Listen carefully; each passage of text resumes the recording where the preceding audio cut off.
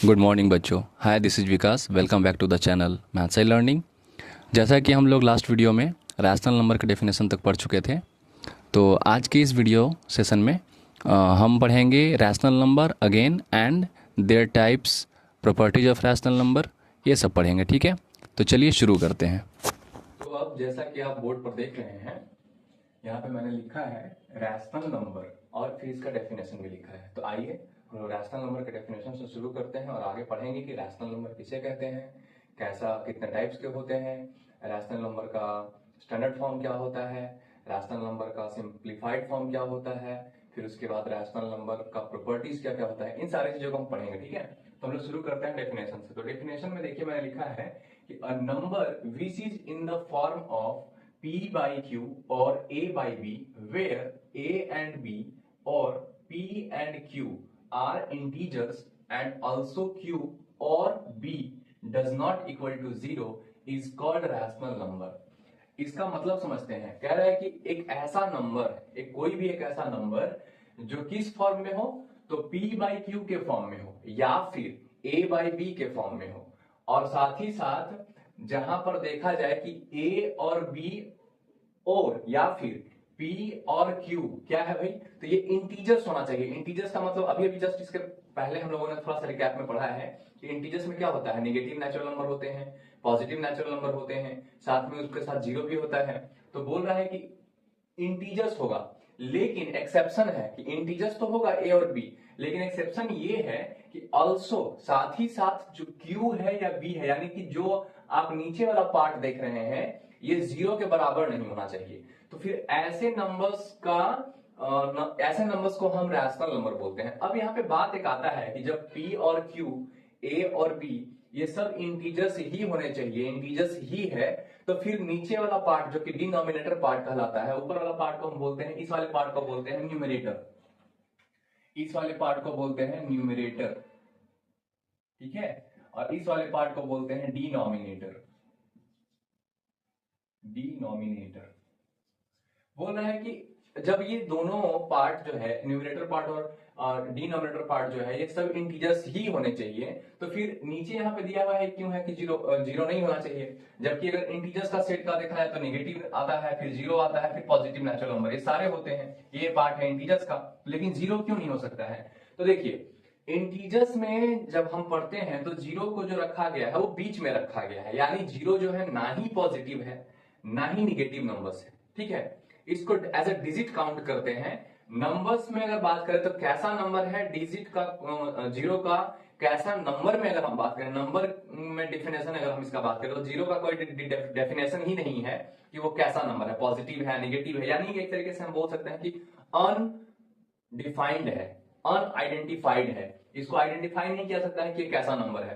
तो इसीलिए जब, तो इसमें प्रॉपर्टीज है कि जब किसी भी नंबर को, कोई भी नंबर, एनी नंबर, किसी भी आप इंटीजर्स हो, होल नंबर हो, नेचुरल नंबर हो, फ्रैक्शनल नंबर हो, डेसिमल नंबर हो, किसी भी नंबर को अगर आप जीरो से डिवाइड कर देते हैं तो जो कोसेंट आएगा वो अनडिफाइंड आ जाएगा। क्या आ जाएगा, क्योंकि ये है अनडिफाइंड, अनडिफाइंड, ये है अनडिफाइंड। अब ये है अनडिफाइंड, आप किसी भी नंबर से किसी अनडिफाइंड नंबर से डिवाइड करेंगे तो डिवीजन में क्या आएगा, नंबर मिलेगा ही नहीं, फिर वो भी अनडिफाइंड ही कहलाएगा। और अनडिफाइंड को ही हम इन्फिनिटी बोलते हैं। क्या बोलते हैं, इन्फिनिटी बोलते हैं। तो फिर ये नंबर अगर इन्फिनिटी आ गया तो इन्फिनिटी जो है वो अगर बात किया जाए तो रैशनल नंबर नहीं है। इन्फिनिटी को इरेशनल बोला जाता है, अपरिमेय संख्या बोला जाता है। तो अपरिमेय संख्या अभी आप लोगों को नहीं पढ़ना है, लेकिन उसके बारे में बता दो कि इरेशनल नंबर जिसको हम लोग डिफाइन नहीं कर सकते हैं उसको मतलब डिफाइंड भी बोलते हैं या इन्फिनिटी भी बोलते हैं। तो इसीलिए नीचे वाला पार्ट जो है वो जीरो नहीं होना चाहिए, यानी डिनोमिनेटर जो है रैशनल नंबर में जीरो नहीं होना चाहिए। लेकिन अगर जीरो हो जाएगा तो क्या हो जाएगा,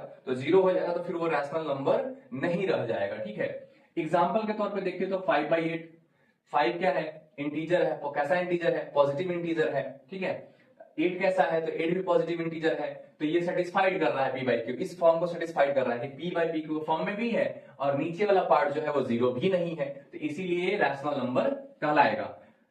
ये भी रैशनल नंबर कहलाएगा, ये भी रैशनल नंबर कहलाएगा और ये भी रैशनल नंबर कहलाएगा।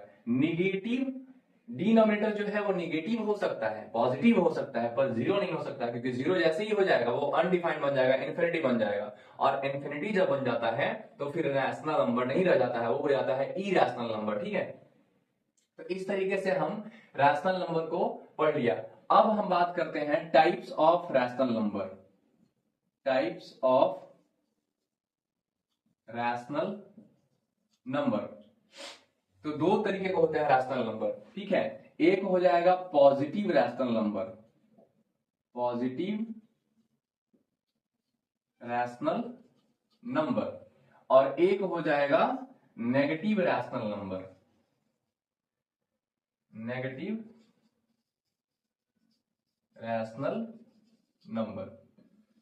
देखिए पॉजिटिव रैशनल नंबर में क्या हो जाएगा, तो इसका डेफिनेशन सेम रहेगा, सेम रहेगा, बस ये रहेगा इसमें कि अ नंबर, मैं आप इसको कंप्लीटली पूरा लिख देता हूं, a number which is a number which is in the form of p by q or a by b, where a and b or p and q are positive integer,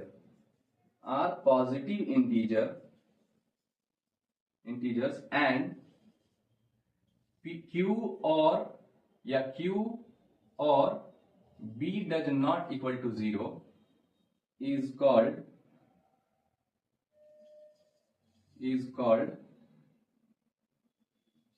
positive rational number, positive rational number। देखिए example के तौर पे 8/15, 7/13, 11/7, ठीक है, 15/21 and so on, इसी तरीके से चलते चला जाएगा। ठीक है, देखिए पॉजिटिव रैशनल नंबर के बारे में हमने बात किया है, तो यहां पे मैंने डेफिनेशन लिखा है कि a number which is in the form of p by q और a by b, where a and b और p and q are positive integers। देखिए यहां पर जब अगर आप बात करें केवल रैशनल नंबर का डेफिनेशन का जब बात किया जा रहा है, तो यहां पे कोई जिक्र ही नहीं है, कोई ऐसा बात ही नहीं कहा गया है कि पॉजिटिव होना चाहिए या नेगेटिव होना चाहिए। यहां पे बोला है कि बस इंटीजर होना चाहिए। ठीक है, यहाँ पे a और b के बारे में या फिर p और q के बारे में जो बोला गया कॉमन डेफिनेशन में, उसमें बोला गया कि सिर्फ और सिर्फ क्या होना चाहिए, इंटीजर होना चाहिए। कोई भी इंटीजर चल सकता है, नेगेटिव भी चलेगा, पॉजिटिव भी चलेगा। लेकिन जब जैसे ही हम इसको क्लासिफिकेशन करते हैं, क्लासिफाइड करना शुरू करते हैं, टाइप्स की बात करना शुरू करते हैं, तो टाइप्स में आ जाएगा एक पहला पॉजिटिव और दूसरा आ जाएगा नेगेटिव। तो जब पॉजिटिव की बात करेंगे तो सिंपल सा बात है, पॉजिटिव बात करना होगा, यानी कि यहां पर जो भी फॉर्मेशन हम बना रहे हैं, p by q के फॉर्म में बना रहे हैं या a by b के फॉर्म में बना रहे हैं, जहां पर a और b ये दोनों या फिर p और q ये दोनों जो हैं वो कैसे नंबर होंगे, तो पॉजिटिव इंटीजर होगा। यानी कि जो इंटीजर्स का बात हम कर रहे थे, जहां पे -∞ से लेकर के -3, -2, -1, फिर 0, फिर 1, 2, 3, फिर ऐसे ही पॉजिटिव मतलब प्लस इंफिनिटी तक जाता है। तो ये जो सेट है ना, इसमें ये वाला पार्ट, 0 के इधर वाला पूरा पार्ट जो है वो सिर्फ पॉजिटिव पार्ट ही रहेगा। तो वैसे रैशनल नंबर को हम बोलेंगे पॉजिटिव रैशनल नंबर। अब हम बात करेंगे नेगेटिव रैशनल नंबर की। तो नेगेटिव रैशनल नंबर में डेफिनेशन जो होगा सेम टू सेम यही आएगा, बस खाली एक वर्ड चेंज हो जाएगा। वो जो यहाँ पे हमने पॉजिटिव यूज करा है, वहां पे इसमें डेफिनेशन में वो वर्ड आ जाएगा नेगेटिव का। तो चलिए इसको भी लिख देते हैं। इसको जब लिखेंगे डेफिनेशन में तो क्या लिखेंगे, a number which is in the form of p by q or a by b, where A and B or P and Q are negative integers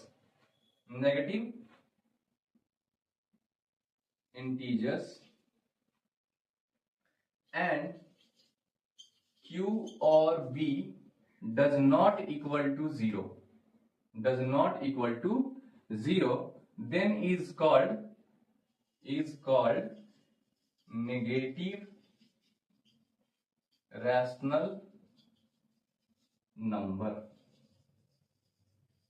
ठीक है, देखिए वेयर ए एंड बी, यहां पे ए and B नहीं लिखते हैं, यहां पे ऐसे कर देते हैं वेयर आइदर ए और बी कॉमा आइदर पी और क्यू आर नेगेटिव इंटीजर्स। कह रहा है कि अब इसको समझते हैं थोड़ा सा। नेगेटिव रैशनल नंबर में कह रहा है कि a number which is in the form of p by Q, ऐसा नंबर जो p बाई क्यू के फॉर्म में है या फिर a बाई बी के फॉर्म में होगा, और जहां वेयर आइदर a और b, या तो a या फिर b, इन दोनों में से कोई एक। फिर दूसरे पार्ट में बात करा है हमने कि आइदर p और q, यानी कि या तो फिर इन दोनों में से, या तो p या तो q, इन दोनों में से अगर इस फॉर्म में है, अगर कोई नंबर, देखिए ये दोनों फॉर्म अलग अलग नहीं है, ये एक ही है, बस लिखने का तरीका अलग है कि हम p बाई क्यू भी लिखते हैं, a बाई बी भी लिख देते हैं। कहीं कहीं पे p बाई क्यू लिखा रहेगा डेफिनेशन में, कहीं कहीं पे a बाई बी लिखा रखा है, लेकिन डेफिनेशन ओवरऑल यही रहेगा सबका। तो इससे अलग नहीं समझना है कि ये अलग नंबर हो गया, कोई ये अलग नहीं, दोनों एक ही चीज है। या तो बस मैंने लिखा हुआ है इसलिए कि आप या तो p बाई क्यू लिखिए या फिर a बाई बी लिखिए। अब इन दोनों में से जब आप किसी एक को चूज करते हैं, अगर आप p बाई क्यू को चूज करते हैं, तो अब केवल इस पे बात करेंगे। तो p बाई क्यू के फॉर्म में है, तो यहां पे बोल रहा है कि या तो p या फिर q, इन दोनों में से कोई एक नंबर, यानी न्यूमरेटर या तो फिर नेगेटिव रहना चाहिए या फिर डिनोमिनेटर नेगेटिव रहना चाहिए। न्यूमरेटर और डिनोमिनेटर में से कोई भी एक नेगेटिव होता है, तो इस टाइप के नंबर को हम नेगेटिव रैशनल नंबर बोलेंगे, जहां पर नीचे वाला पार्ट यानी कि Q और B वाला जो पार्ट है वो 0 के बराबर नहीं होना चाहिए। एग्जाम्पल के तौर पे अगर देखिए, एग्जाम्पल के तौर पे देखें तो -7/13, क्या ये नेगेटिव नेचुरल नंबर है? तो हाँ ये नेगेटिव, सॉरी क्या ये नेगेटिव रैशनल नंबर है? तो हाँ ये नेगेटिव रैशनल नंबर है। इसके बाद अगर दूसरा देखिए -5/13, क्या ये नेगेटिव रैशनल नंबर है? तो बिल्कुल है। इसके बाद अगर देखा जाए कि 7/-15, क्या ये नेगेटिव रैशनल नंबर है? तो बिल्कुल है। नीचे के बारे में, डिनोमिनेटर के बारे में क्या बोल रहा है कि नेगेटिव हो पॉजिटिव हो चलेगा। नेगेटिव रैशनल नंबर की खाली बात करें तो नीचे वाला भी या ऊपर वाला, दोनों में से कोई एक नेगेटिव ही होना चाहिए, चलेगा, लेकिन 0 नहीं होना चाहिए। अब क्या बोल रहा है, इसके बाद देखिए इसी तरीके से, अब अगर मैं यहाँ पे बोल दूं कि क्या -3 और -5 मैं ले लूं, तो क्या ये नेगेटिव रैशनल नंबर रहेगा? तो यहां पर ये नेगेटिव रैशनल नंबर नहीं रह जाएगा। क्यों? क्योंकि न्यूमरेटर और डिनोमिनेटर दोनों में ही नेगेटिव इंटीजर्स लिया गया है, तो यानी माइनस का जो साइन है, माइनस माइनस क्या हो जाएगा, डिडक्ट होकर के प्लस बन जाएगा। तो जब जैसे ये प्लस बन जाएगा तो ये 3/5 हो गया ना, ये 3/5 हो गया, तो ये फिर नेगेटिव रैशनल नंबर तो रह नहीं गया, तो क्या बन जाएगा, पॉजिटिव बन जाएगा। तो इसीलिए मैंने बोला था कि आइदर P और Q, आइदर A और B, यानी न्यूमरेटर, आइदर न्यूमरेटर और डिनोमिनेटर, यानी न्यूमरेटर या डिनोमिनेटर दोनों में से कोई एक जो है नेगेटिव होना चाहिए, तब वो नेगेटिव रैशनल नंबर कहलाएगा। और इधर यहां पे एक चीज और छोड़ दिया हूं, यहां पे लिख देना कि a number which is in the form of p by q and a by b, where a and b और p and q are both are positive integers और नेगेटिव इंटीजर्स। कह रहा है कि या तो p बाई क्यू के फॉर्म में आप ले रहे हैं तो p और q दोनों ही पॉजिटिव होना चाहिए या फिर दोनों ही नेगेटिव होना चाहिए। जैसे अगर मैं यहां पे बात करूं यहाँ पे तो एग्जाम्पल तो ऐसा प्लस वाला दे दिया है, अब माइनस वाला देके देखते हैं। यहाँ पे माइनस वाला -3/-7, क्या ये निगेटिव रैशनल नंबर है? तो नहीं, बिल्कुल नहीं, ये पॉजिटिव है, क्योंकि फिर तो फाइनली लास्ट में माइनस माइनस डिडक्ट हो जाना है, खत्म हो जाना है। इसी तरीके से अगर मैं बात करूं -11/-17, तो ये भी पॉजिटिव रैशनल नंबर ही है। तो इस बात का ध्यान रखना है कि पॉजिटिव रैशनल नंबर कौन है, तो ऐसा कोई भी रैशनल नंबर या ऐसा कोई भी नंबर जो p/q के फॉर्म में या फिर a/b, दोनों में से आप जो चाहे लिख सकते हैं। कोई जरूरी नहीं है कि आप p/q ही लिखिए, कोई जरूरी नहीं है कि आप हमेशा a/b ही लिखिए, लेकिन जहां पर आप p/q का फॉर्म लिखिएगा तो फिर सारा p/q के हिसाब से लिखिएगा। और अगर आप डेफिनेशन में कहीं लिख रहे हैं a/b के फॉर्म में, तो फिर सारा a/b के ही फॉर्म वाला चलेगा, ठीक है। तो इसीलिए मैंने दोनों यहाँ पे लिख दिया कि आपको जो मर्जी, आप अपने नोट्स बुक जब बनाएंगे डेफिनेशन वगैरह का, तो आपकी जो मर्जी आप वहां पे लिख सकते हैं।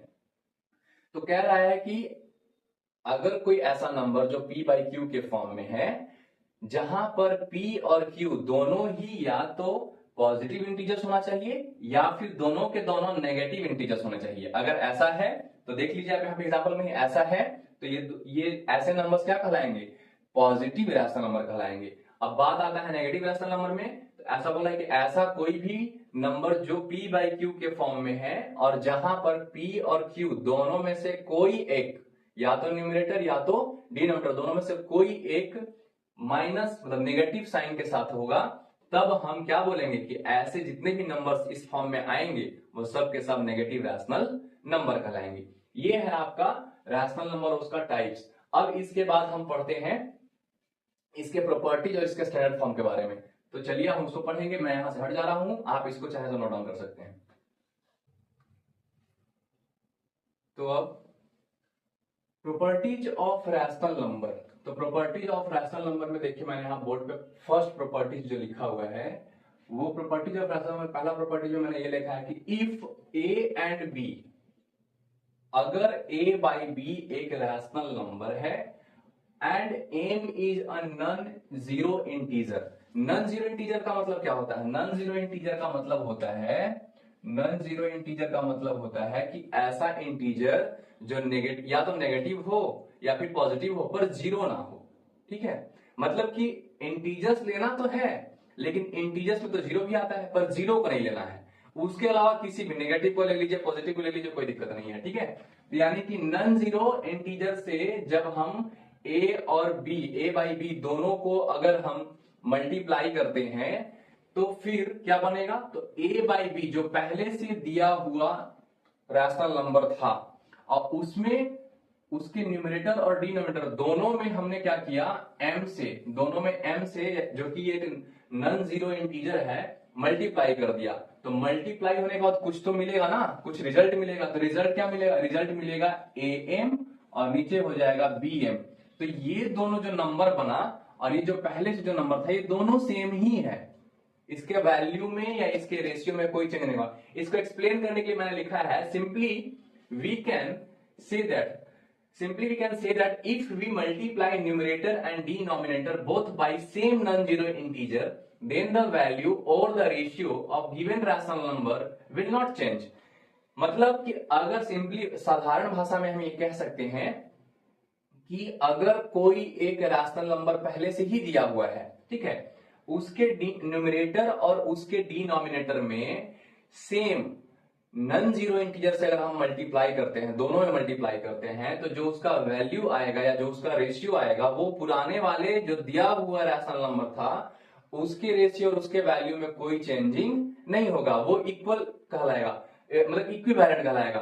तो हम यहाँ पे लिख सकते हैं, यहाँ पे लिखेंगे so after doing this the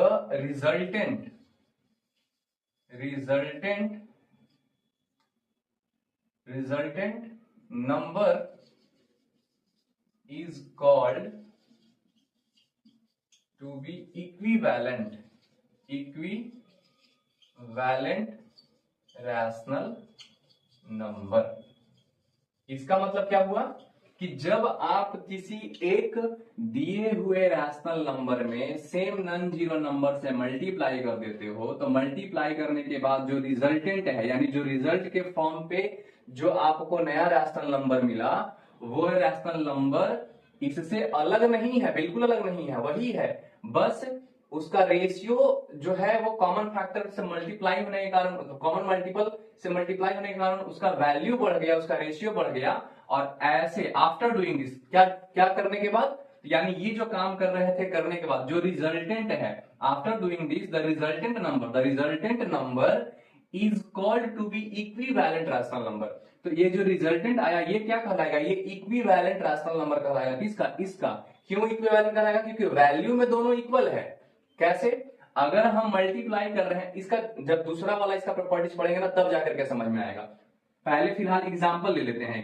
example के तौर पे मैंने मान लीजिए कि मैं 5/6 ले लिया, ये ऑलरेडी एक गिवन रैशनल नंबर है। अब यहाँ पे बोल रहा है कि अगर ये रैशनल नंबर दिया हुआ है तो प्रॉपर्टीज 1 क्या कहता है, कि प्रॉपर्टीज 1 ये कहता है कि इस दिए हुए रैशनल नंबर में आप किसी भी नॉन जीरो इंटीजर से न्यूमरेटर और डिनोमिनेटर दोनों को मल्टीप्लाई कर दीजिए। तो चलिए करके देखते हैं। Let suppose another non zero integer is, मान लेते हैं कि 3 है, तो हम क्या करेंगे, 5 को 3 से मल्टीप्लाई कर दिया और 6 को भी क्या करेंगे, 3 से मल्टीप्लाई कर दिया।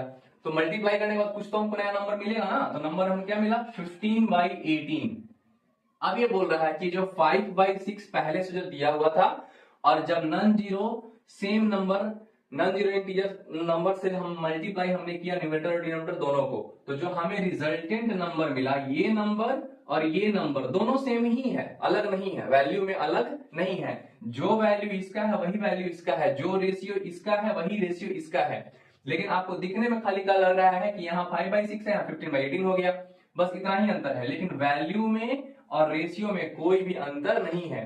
अब इसी का ये जो हमने काम किया ना अभी मल्टीप्लाई करने का, इस काम करने पर ये जो हमें नया नंबर मिला, ये नंबर क्या कहलाएगा, इस रैशनल नंबर का इक्विवेलेंट, क्या कहलाएगा, इक्विवेलेंट रैशनल नंबर कहलाएगा, इक्विवेलेंट रैशनल नंबर कहलाएगा। ये भी इसका इक्विवेलेंट रैशनल नंबर कहलाएगा। तो ये था आपका पहला प्रॉपर्टी। इसके बाद सेकंड प्रॉपर्टीज की हम बात करेंगे। तो सेकंड प्रॉपर्टीज में क्या है, सेम यही चीज रहेगा, बस खाली यहाँ पे हमने जो है ना रखा है इसको खाली चेंज कर देंगे। तो यहाँ पे जो डिवाइड का फॉर्म आ रहा था, मतलब मल्टीप्लाई का जो आ रहा था वो डिवीजन का हो जाएगा। तो चलिए इसको हम सुधार देते हैं, इसको थोड़ा सा इरेज करके, और इसके बाद हम सेकंड की बात करते हैं। तो इतना सिंपली एक बार फिर से इसको हम समझा देते हैं सिंपल भाषा में, ये कि अगर कोई नंबर है 5/6, 7/8, 9/14, 3/7, ऐसे करके कोई भी एक रैशनल नंबर दिया हुआ है, उस रैशनल नंबर में आप न्यूमरेटर में अगर और डिनोमिनेटर मल्टीप्लाई कर रहे हो तो दोनों में एक ही नंबर से करिए। अगर आपने 3 कोई नंबर ले लिया, 3 ले लिया, तो 3 से अगर आपने न्यूमरेटर में मल्टीप्लाई किया है तो फिर 3 से ही आपको डिनोमिनेटर में भी मल्टीप्लाई करना पड़ेगा। अगर ऐसा आप करते हैं तो ऐसा करने के बाद जो आपको नंबर मिलेगा वो नंबर पहले वाले नंबर से, पहले वाले रैशनल नंबर से बिल्कुल अलग नहीं होगा, बिल्कुल सेम होगा, इक्विवेलेंट हो जाएगा, और इसी को हम इक्विवेलेंट रैशनल नंबर बोलते हैं। ठीक है, यही था इतना। तो सेकंड प्रॉपर्टीज में हम आते हैं।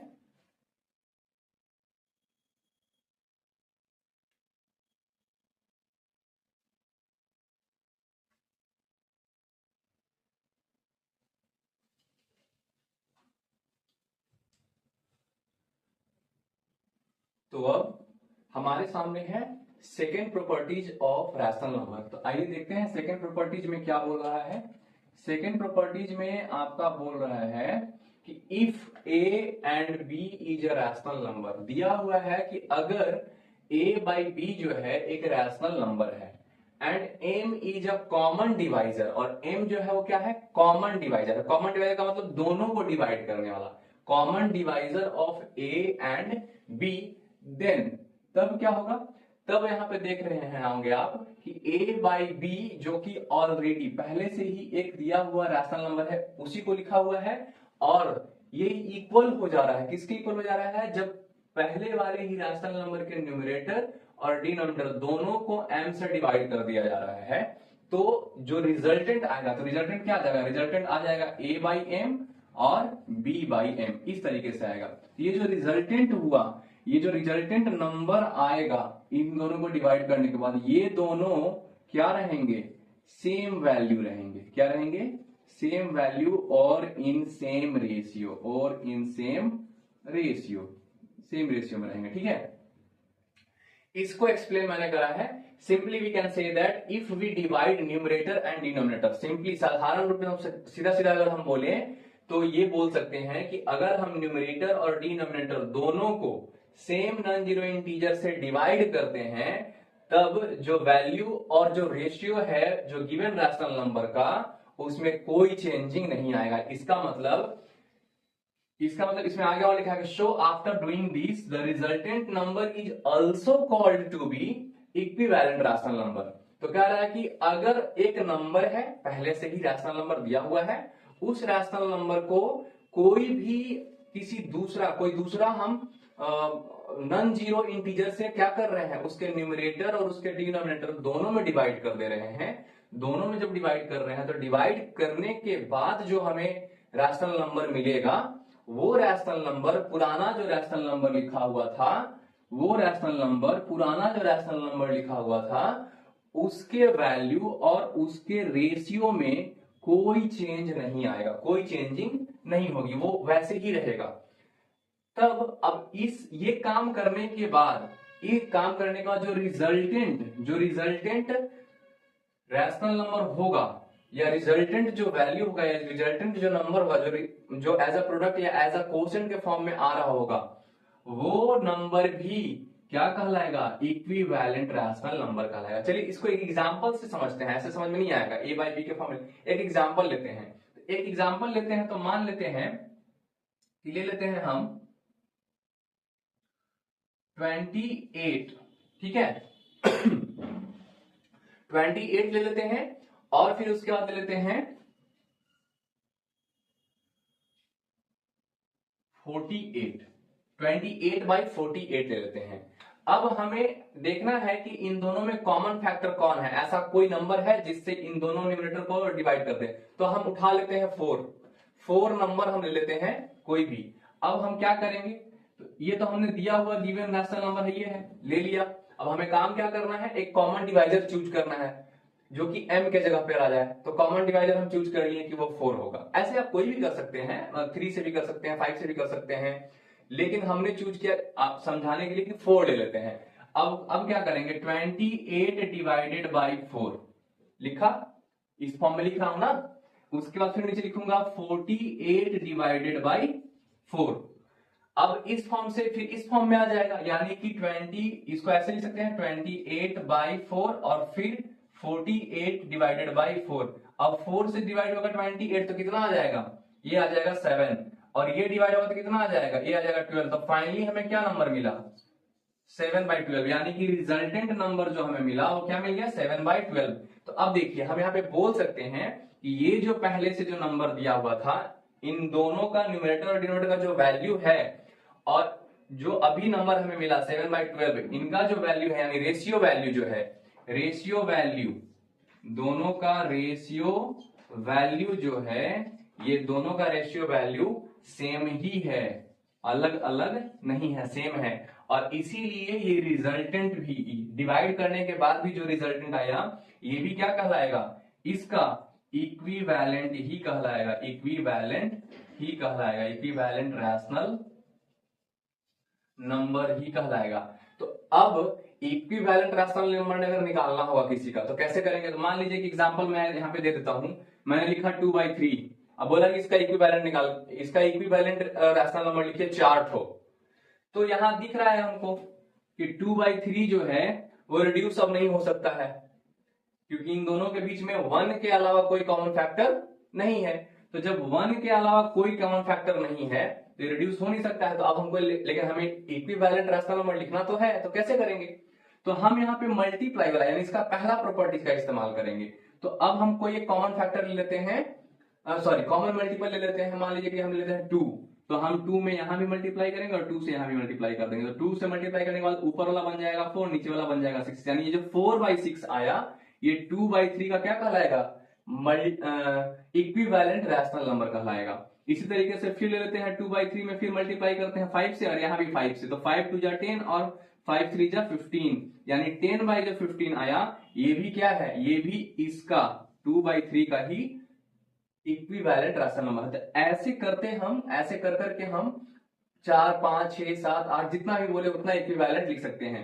तो ये तो हो गया कि मल्टीप्लाई वाला में। अब डिवाइड वाला में कैसे करना है, तो मान लीजिए कि डिवाइड वाला में आपको इसी फॉर्म में नहीं दिया रहेगा, तो हो सकता है इसी फॉर्म में दिया रहे या इस फॉर्म से दूसरे फॉर्म में भी दिया, जैसे इस फॉर्म में रहेगा। तो यहाँ पे मैंने डायरेक्टली 4 से डिवाइड कर दिया था, डायरेक्टली 4 से डिवाइड किया तो ये हमें मिल गया। हम एक काम करेंगे, इसका एक और मान लीजिए कि इक्विवेलेंट निकालना हो, तो हम क्या करेंगे 2 से डिवाइड कर देंगे, तो 28 डिवाइडेड बाई 2, और फिर नीचे वाला 48 को भी हम 2 ही से डिवाइड करेंगे, तो नया नंबर हमें जो मिल जाएगा क्या मिल जाएगा 14, और यहाँ मिल जाएगा हमें क्या 24, यानी हम यहाँ पे लिख दिए 14/24। तो ये भी जो नंबर हमें मिला इसका इक्विवेलेंट ही है, ये भी क्या है इक्विवेलेंट ही है। तो इस तरीके से हम इक्विवेलेंट रैशनल नंबर डिवाइड करके भी या फिर मल्टीप्लाई करके भी निकाल सकते हैं। इसके बाद एक इसी में बीच में हम थोड़ा सा बात कर लेते हैं standard form of rational number. Standard form of rational number का स्टैंडर्ड फॉर्म क्या होता है, इसका बात करते हैं। तो रैशनल नंबर का स्टैंडर्ड फॉर्म जो होता है, हम यहाँ पे बोल सकते हैं, यहाँ पे डेफिनेशन टाइप का लिख दे रहे हैं कि a rational number is called to be in its standard form if and only if there is no any common factor between numerator and denominator other than 1। यानी standard form of rational number क्या कहलाएगा, मतलब कि standard form जो इसका होता है एकदम सिंपलेस्ट फॉर्म को ही स्टैंडर्ड फॉर्म बोलते हैं। किसको बोलते हैं, सिंपलेस्ट फॉर्म को ही स्टैंडर्ड फॉर्म भी बोलते हैं, ठीक है। तो स्टैंडर्ड फॉर्म कहलाएगा कौन रैशनल नंबर का, तो ये बोल रहा है इसका डेफिनेशन देखिए, a rational number is called to be in its standard form if and only if there is no any common factor between numerator and denominator other than 1। कह रहा है कि कोई भी एक ऐसा रैशनल नंबर जिसके न्यूमरेटर और डिनोमिनेटर में कोई भी अलग से कॉमन फैक्टर नहीं होना चाहिए, किसके अलावा 1 के अलावा। तो देखिए, तो अगर हम इसको स्प्लिट करना चाहें, 3 को स्प्लिट करना चाहें तो किसमें, मल्टीपल के फॉर्म में स्प्लिट करना चाहें या फिर प्राइम फैक्टर के फॉर्म में हम स्प्लिट करना चाहें, तो हम सिंपली क्या लिख सकते हैं 3/5 को केवल और केवल 3 into 1 ही लिख सकते हैं, इसके अलावा तो और कुछ लिख नहीं सकते हैं। 5 को 5 into 1, तो देखिए कॉमन फैक्टर जो आ रहा है वो केवल 1 ही आ रहा है ना, तो 1 के अलावा तो और कोई कॉमन फैक्टर नहीं आ रहा है, तो हम ये बोल सकते हैं कि 3/5 is already in standard form of rational number. Rational number तो ये था ही पहले से, लेकिन ऑलरेडी ये स्टैंडर्ड फॉर्म में है, तो यही स्टैंडर्ड फॉर्म हो गया। जैसे अगर मान लीजिए कि यहाँ 28/48 है, तो 28 इसका इस रैशनल नंबर का सबसे स्टैंडर्ड फॉर्म कौन होगा, क्या ये होगा, तो नहीं। अगर हम ये लिखते हैं तो अभी भी यहाँ 2 कॉमन फैक्टर बचा रहेगा, ये देखें तो क्या ये होगा, तो हाँ ये कहलाएगा, ये स्टैंडर्ड फॉर्म ऑफ इसका हो गया। यानी कि 28/48 एक रैशनल नंबर है, इसका स्टैंडर्ड फॉर्म कौन है, इसका स्टैंडर्ड फॉर्म ये है, क्योंकि 7 को आप अगर प्राइम फैक्टराइज करिएगा तो 7 into 1 लिखिएगा, और 12 को प्राइम फैक्टराइज कर सकते हैं, कैसे, तो 2 into 2 into 3 into 1। अब हमें चेक करना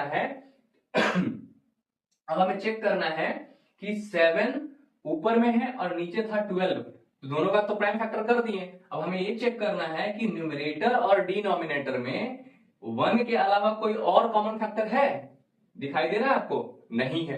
तो इसका मतलब कि जब 1 के अलावा कोई और कॉमन फैक्टर उसको कहते हैं जो दोनों में शामिल होता है, ऊपर में भी होना चाहिए और नीचे में भी होना चाहिए, अगर है तब वो स्टैंडर्ड फॉर्म नहीं कहलाएगा। लेकिन अगर A1 के अलावा कोई और कॉमन फैक्टर है ही नहीं, तब हम उसको बोल देंगे कि भाई ये वाला जो फॉर्म आया यही स्टैंडर्ड फॉर्म या यही सिंप्लीफाइड या यही simplest form of rational given rational number हो गया।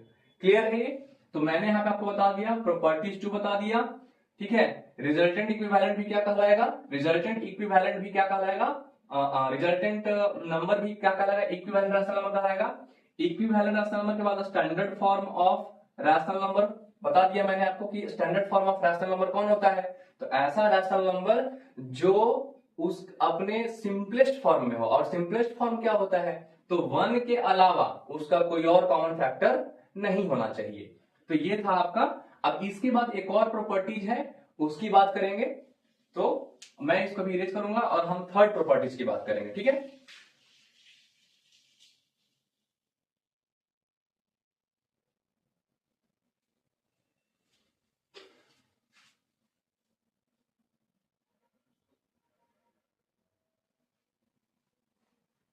तो अब हम लोग पढ़ेंगे third properties of rational number.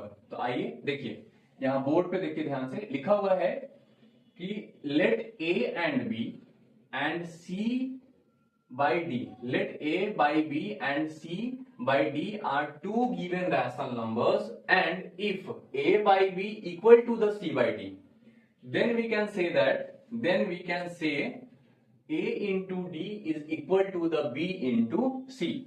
इसका मतलब ये हुआ कि थर्ड प्रॉपर्टी ये बोल रहा है कि अगर पहले से ही दो रैशनल नंबर दिया हुआ है, ठीक है, कौन कौन से फॉर्म में, तो A बाई बी के फॉर्म में और दूसरा C बाई डी के फॉर्म में दिया हुआ है, ठीक है, are two given rational number ये दिए हुए हैं पहले से, और वो भी इस तरीके से दिए हुए हैं कि A बाई बी जो है वो C बाई डी के बराबर हो जा रहा है, यानी पहला वाला रैशनल नंबर जो है वो दूसरे वाले रैशनल नंबर के इक्वल हो जा रहा है, पहले से ही इक्वल है। तब हम क्या कर सकते हैं, तब हम क्रॉस मल्टीप्लाई करने के बाद जो रिजल्ट हमें मिलेगा वो इस फॉर्म में मिलेगा। ए को डी से मल्टीप्लाई कर देंगे और बी को सी से मल्टीप्लाई कर देंगे, और ऐसा करने के बाद जो ये हमें मिलेगा एडी बराबर बीसी, ये भी दोनों इक्वल ही होंगे। इसको समझाने के लिए एक एग्जांपल लेते हैं। जैसे एग्जांपल लेते हैं, एग्जांपल में मैंने मान लीजिए कि ले लिया 3/7, ठीक है, ये मान लीजिए कि ए बाई बी के फॉर्म में है, और ये किसके इक्वल है, ये इक्वल है 9/21 के इक्वल है। किसके बराबर है, 9/21 के इक्वल है, ऑलरेडी दिया हुआ है। तब क्या बोल रहा है कि अगर इसको क्रॉस मल्टीप्लाई करा दिया जाए इन दोनों को, किसको किससे, तो ए को डी से यानी कि 3 into 21 और इक्वल टू बी को सी से यानी 7 into 9, तो भी तो दो जो मल्टीप्लाई होकर के जो आएंगे ये दोनों भी इक्वल ही होगा, ये दोनों क्या होगा, इक्वल होगा। कैसे चेक करके देख लेते हैं, 21 को 3 से मल्टीप्लाई करिएगा तो आएगा 63, और 7 को 9 से मल्टीप्लाई करिएगा तब भी आएगा 63। तो यानी कि ये वाला बात हमारा क्या हो गया, ट्रू निकल गया।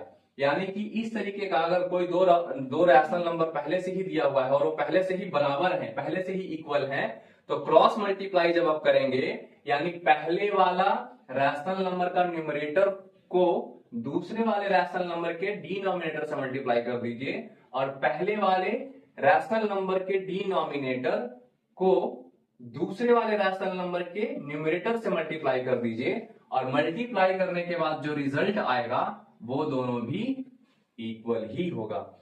इसका यूज कहां करते हैं, इसका यूज जब अभी हम आगे पढ़ेंगे ना, कंपैरिजन या कंपेयरिंग रैशनल नंबर, उसमें इसका यूज आता है। तो आज के लिए आज के इस वीडियो सेशन में इतना ही।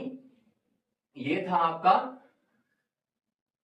प्रॉपर्टीज ऑफ रैशनल नंबर, ठीक है। अब इसके बाद हम जो पढ़ेंगे वो पढ़ेंगे कंपेयरिंग रैशनल नंबर, और फिर उसके बाद एक्सरसाइज के चैप्टर शुरू करेंगे। तो आई होप कि आपको वीडियो अच्छा लगा, आपको यहाँ जो मैंने हम लोगों ने पढ़ने पढ़ाने का जो यहाँ काम किया वो समझ में आया होगा आपको। तो आप इसको अपने दोस्तों के साथ शेयर करिए और घर पे मन से पढ़िए। Thank you, all the best.